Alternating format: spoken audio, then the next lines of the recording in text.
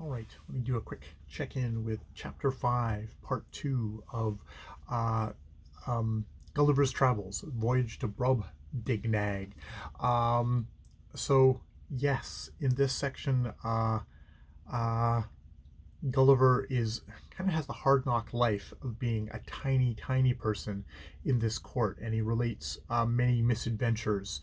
One with a spaniel who picks him up, but luckily he's got that soft mouth of a spaniel who's a retriever and is unharmed. Um, there's stuff with him falling in cow dung. The big one is him getting snatched by a monkey and carried up to the roof, and them finally kind of climbing up. First, they were going to throw rocks, but that would like dash his brains out, so they stopped that. But they climb up and they're almost encircled the monkey, and the monkey is like can't get away only with three paws. He's got the other paw. He's holding Gulliver and forcing food because he basically seems to think he's one of his young. Um, Drops Gulliver and takes off, and they finally get him down. The monkey is put to death, and no more monkeys are allowed in the thing. It's sad that they had to put the monkey to death. It's like, man, it's just not nice, but absolute rulers, absolute things. Probably the more notable thing, other than his adventures, is that Glumdalclitch will take him to the maids of honor, who like having him there, and will strip him naked and lay him out, and like lay him between their breasts and stuff like that, which you would vaguely think is like, oh, this is some kind of a hot sexual fantasy thing, but Gulliver says like, well, actually, they really stank. And he can see every mole and every hair, and their skin is horribly coarse and blemished, as he said before. But they are, they smell because he's got much finer smell, as which he noted the Lilliputians could notice when he was exerting himself, that they would notice it. And it's like, yes. So, and especially there's some very comely 16-year-old girl. This is when I guess 16 was acceptable sexual noting of a girl, is like, she liked to play with him, and it was like, they would get naked and she would put him on his nipple, and he just like asked to be taken away from this stuff because, yeah, just the smell and the stuff like that. Even though he freely admits it's like, this doesn't have anything to do with this is not impugning their smell. I'm sure they smell all as good as ladies of England, which means also ladies of England stink as badly as Brobdingnag women, and people in general.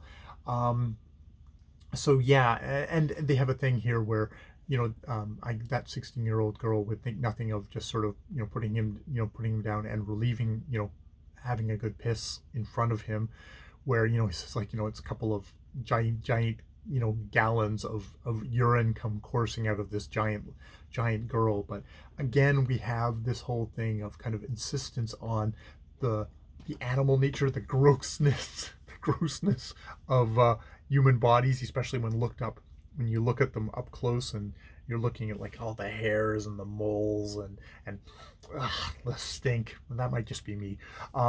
So yeah, yet again, but also just like there's very much kind of like, okay, you get the image of Gulliver laying between giant breasts, even if those are gross breasts. It's like, it's an interesting it's an emasculation, which there's some interesting sexual stuff going on here, which I'm sure if you're taking apart Gulliver or Swift's particular preoccupations, maybe that would be, that's interesting. That's like, a part of this is the insistence on the human, and there's also like the fascination and giving it that sexual angle is just like interesting in this case. Yeah. So here, let me take a look at the notes. Yeah, there's not too much here. There's this thing on the maids of honors, which apparently he carried the joke outside of Gulliver. Maids of honor, a literary standard in indecency, has been set by the giant princess in the Arabian Nights, presumably one of those prescribed romances which Swift nevertheless was apparently familiar, and young women are advised not to be. Amusingly, Swift presents Gulliver in a prefatory letter to Simpson as a denial about abusing the female sex in his book, a joke he continued outside the book in his correspondence with Miss Howard, a bedchamber woman at court. See the letter of Lemuel Gulliver to Miss Howard from Newark to Nottinghamshire of 28th of November 1726, where Gulliver begs Howard to reconcile him to the maids of honor whom they say I have most grievously offended. If I am so stupid as not to find out how to disoblige them. Is there any harm in a young lady's reading of romance, or did I make use of an improper engine to extinguish a fire that was kindled by a maid of honor? I will venture to affirm that if ever the young ladies at your court should meet with a man as of little consequence in this country as I was in Brobdingnag, they would use him with as much contempt. It's all Greek to me, but yes, that's the little note that apparently it is a notable little section, that, and of course him pissing on the fire in the first part, set by a maid of honor as well. So those maids of honor, trouble. All right, I will leave it there. More videos later.